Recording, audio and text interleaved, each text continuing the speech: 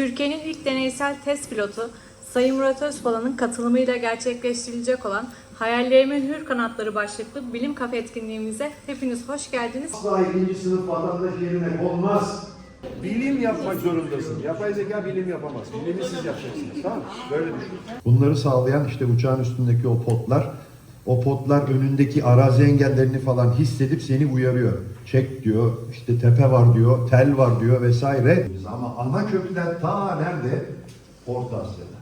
Kadın Türk erkeğinin baş tacıdır. Bakın Türk Selçuk Bayraktar kardeşimle de konuştuk.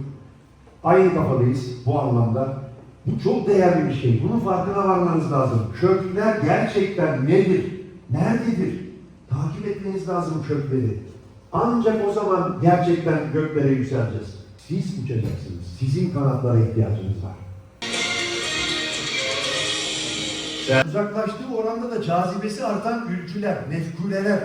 Bilim Kafe etkinliği bugün benim için çok verimliydi. Bilim Kafe etkinliği doğrultusunda Murat Özpala'yla tanışma fırsatı yakaladık. Bu çok önemli bir etkinlikti bizim için.